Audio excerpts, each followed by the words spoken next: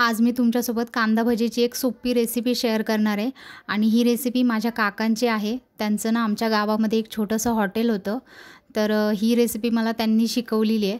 तर एकदम सोपी रेसिपी आहे, अजिबात पावडर मसाले कोणत्याही प्रकारचे आपण यामध्ये वापरणार नाही आहे।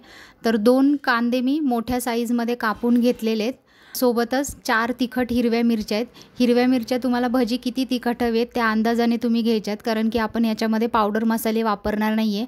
तर 4 हिरव्या मिरच्या मी एकदम बारीक कापून घेतल्यात आणि ते मी तुम्हाला कांदे दाखवते की मी कसे कापलेले आहेत कांदे। भरपूर अशी हिरवी कोथिंबीर कापून घेतलेली आहे। पण कापून घेतलेला ही कांदा आणि हिरवी मिरची एका मी भांड्यामध्ये काढून घेतलेली आहे। यामध्ये मीठ घालायचं आहे चवीनुसार, सोबतच पाव चमचा मी जिरं घातलेलं आहे आणि ओवा 1 चमचा घातलेला आहे। ओवा जास्त टाकायचा या भजीमध्ये। 1 चमचा मी तेल घातलेलं आहे।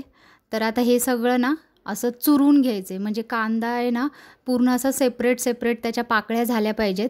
आणि एक 2 ते 3 मिनटं चांगलं चुरून घेतल्यानंतर वरती झाकण ठेवून एक 15-20 मिनटं झाकून ठेवायचं आहे, म्हणजे कांद्याला पाणी सुटेल।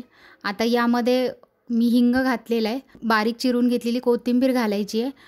6 चमचे मी बेसन पीठ घातलेले आहे, त्यातलं 4 चमचे मी आत्ता सुरुवातीला घातलेले आहे आणि 2 चमचे मी नंतर घालणार आहे आणि सोबतच 1 चमचा मी तांदळाचं पीठ घातलेलं आहे। आता बेसन पीठ जे आहे ते पूर्ण कांद्याला चोळून घ्यायचं आहे आणि त्या कांद्यामधून पाणी निघेल त्याच्यात पीठ मळायचं आहे। आता थोडं पाणी घालून मी हे पीठ भिजवून घेते। एकदम एकत्र सगळं पाणी घालायचं नाही आहे, नाहीतर पीठ पातळ होईल। या भजीचं पीठ आहे ना थोडं घट्टसरच ठेवायचं आहे। आता 2 चमचे बेसन पीठ जे राहिलं होतं ना ते मी आत्ता घातलेलं आहे। थोडं करून पाणी घालून आपल्याला हे पीठ भिजवून घ्यायचं आहे आणि यामध्ये मी 2 चिमूट खाण्याचा सोडा घातलेला आहे।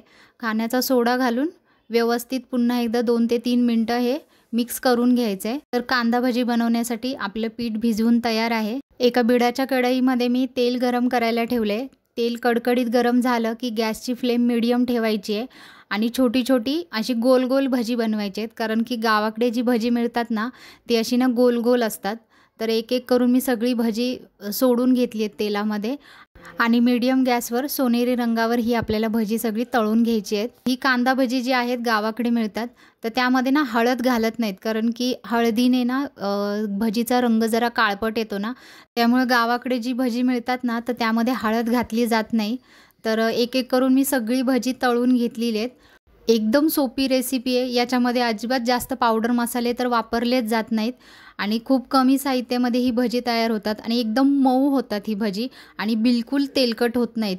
तर बघा मी तुम्हाला एक भजी आतमध्ये तोडून दाखवते, किती मस्त झाली आहेत। गावाकडची कांदा भजीची रेसिपी नक्की ट्राय करून बघा। व्हिडिओ आवडला असेल तर लाईक करा आणि चॅनलला सबस्क्राईब करायला विसरू नका। थँक्यू।